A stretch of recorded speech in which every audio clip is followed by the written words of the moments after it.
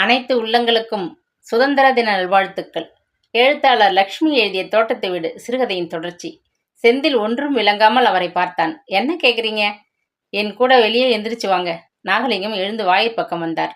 கூடவே திகைப்புடன் வெளியே வந்த செந்தில் அவரை பார்த்தான். அதோ பாருங்க, ஒரு சின்ன டீ கடை, அதில் 10-15 பேர் உட்கார்ந்துருக்காங்க, கவனிங்க என்றார். கவனித்தேன். அவங்கெல்லாம் அபிதாபிக்கு வேலை தேடி ஊர்ல இருந்து புறப்பட்டு வந்தவங்க. 1 மாசமா அலைஞ்சுகிட்டு இருக்காங்க. ஏன்? திகைப்புடன் கேட்டான் செந்தில்.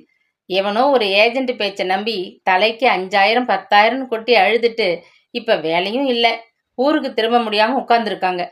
செந்தில் அடிவயிறு சுரேல் என்றது. வேலை வாங்கி தரதா சொல்லி எல்லா பணத்தையும் சுருட்டிக்கிட்டு அந்த ஏஜென்ட் பையன் இவங்கள பம்பாய் ஏர்போர்ட்ல விட்டு தலைமறைவாகிட்டான். இப்ப ஊர் திரும்ப முடியாம கூலி வேலை செஞ்சுக்கிட்டு உட்கார்ந்துருக்குறாங்க. இது வேதனையா இல்ல? இவங்க ஊர் திரும்புறதுல என்ன சங்கடம் இருக்கு? நல்லா கேட்டீங்க தம்பி. ஊர்ல இருக்கிற நிலநீச்சை வித்துட்டு பணத்தை பறி கொடுத்தவன்னு எத்தனை பேரு? அவங்க எந்த முகத்தோட ஊர் திரும்ப முடியும்? எப்படியாச்சும் அந்த ஏஜென்ட் பையன் சிக்க மாட்டானான்னு ஒரு நம்பிக்கையில உட்கார்ந்துக்கிட்டு அப்பப்ப கிடைக்கிற கூலி வேலையில வாழ்ந்துகிட்டு இருக்காங்க. இது போல கதி உங்களுக்கும் தேவையான்னு கேட்டேன். படபடவென பேசினார் நாகலிங்கம். செந்தில் நெஞ்சில் மூண்ட கலவரத்தை அடக்க முயன்று கொண்டிருந்தான்.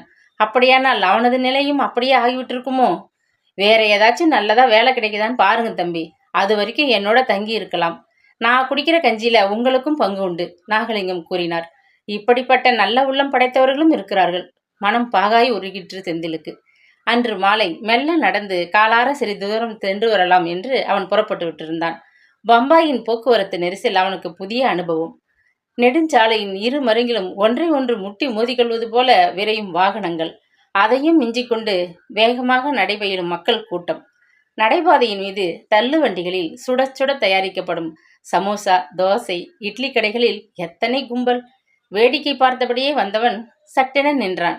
ஒரு டிராவல் ஏஜென்சி வாயிலின் முன்பாக நீண்டதொரு கியூ வரிசை. என்னவாக இருக்கும்? யாரிடம் கேட்பது? என்ன மொழியில் வினவுவது?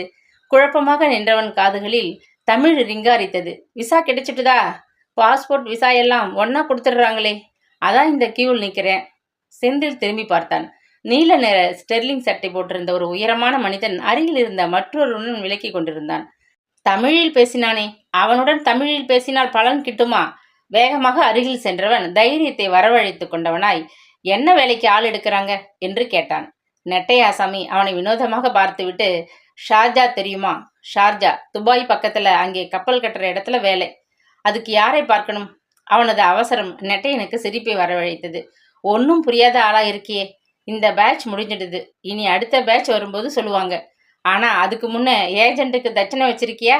கேலியாக கேட்டான். எவ்வளவு தரணும்? செந்தில் கேட்டு வைத்தான். 10,000. நெட்டையன் கிசுகிசுத்து விட்டு கீழ் நகர்ந்து விட்டான். 10,000! செந்திலின் மனம் ஊளையிட்டது. அத்தனை பணத்திற்கு அவன் எங்கே போவான்? இத்தனை பெரிய நகரத்தில் ஜனத்திரள் நடுவே அவன் தன்னந்தனியாக நிற்க வேண்டியனாகிவிட்ட கொடுமையை எண்ணிய போது தொண்டைக்குழியில் துயரம் அடைத்தது. ஊரை பார்க்க திரும்பிவிட வேண்டியதுதான். ஆனால் அம்மாவின் சங்கிலி, அதை எப்படி மீட்க முடியும்? அவனால் பெற்ற தாய்க்கு எதையும் பெருமையுடன் செய்துபட முடியாவிட்டாலும் இருக்கிறதையும் தொலைத்து விட்டு அல்லவா நிற்கிறான். இதை ஈடு செய்யக்கூட முடியாமல் அவதிப்படுகிறானே. அவனுக்கு தன் மீதே வெறுப்பு வந்தது. சுந்தரத்தின் பேச்சை நம்பி அவன் கிளம்பி வந்ததே தவறு என்று தன்னையே சாடிக்கொண்டான். மிஸ்டர், ஒரு நிமிஷம். பின்னாளிலிருந்து அவனை யாரோ அழைத்தார்கள். அவன் திரும்பினான். கையில் வெளிநாட்டு cigarette, China silk kurta, pyjama சகிதம் ஒரு உல்லாச பேர்வழி நின்றிருந்தான். உங்களைத்தான் கூப்பிட்டேன். நம்ம ஊர் பக்கமா இருந்துச்சேன் கூப்பிட்டேன். குரலில் குழைவு. செந்தில் புன்னகைத்தான். எதுக்கு கூப்பிட்டீங்க? அபுதாபியில வேலைக்கு நிறைய ஆள் எடுக்கிறாங்க. உங்களுக்கு. செந்திலின் முகத்தில் நம்பிக்கை ஒளிர, சொல்லுங்க, யாரை பார்க்கணும்? அவசரப்பட்டான். ஏஜென்ட் கமிஷன் மாமூல் தெரியுமில்ல? செந்தில் தலையை சொரிந்தபடி, வேலை கிடைத்த பிறகு பணத்தை கொடுத்தால் போதாது என்று கேட்டான். வேலை கையில வந்ததும் ஏஜென்ட்டை எவன் நினைப்பான்? ஏறி வந்த ஏனிய உதைக்கிற மாதிரி உதைச்சிடுவான். சைனா சில்க் ஜிப்பா சிரித்தது. நிராசையுடன் செந்தில் திரும்பி நடக்க ஆரம்பித்தான். பதில் சொல்லாம போனா எப்படி? சைனா சில்க் அவனை பின்தொடர்ந்தான். என்கிட்ட 10 ரூபாய் கூட இல்லைங்க, செந்தில் எரிச்சலுடன் கூறிவிட்டு வேகமாக நடக்க ஆரம்பித்தான். அதுக்கு நான் வழி செஞ்சு கொடுத்தா எனக்கு என்ன கொடுப்பீங்க? நீங்க கேட்டதை கொடுக்குறேன், சந்தோஷத்துடன் கூறினான் செந்தில். என் பேர் பாபு. நாளைக்கு இதே இடத்துல நம்ம சந்திக்கலாம். நான் சொல்றபடி செய்தா உங்களுக்கும் லாபம், எனக்கும் லாபம். சரியா? உங்க பேரு? செந்தில். ஓகே மிஸ்டர் செந்தில், நாளைக்கே உங்க பணத்துக்கு ஏற்பாடு செய்கிறேன். ஆனால் என் கமிஷனை மறந்துடக்கூடாது. பாபு கூட்டத்தினுள் மறைந்து போனான். செந்திலுக்கு அந்த வினாடி ஏற்பட்ட உணர்ச்சிகள் மகிழ்ச்சியா, குழப்பமா, கலக்கமா என இனம் புரியாத மடிபடி குழம்பிப் போயிருந்தான்.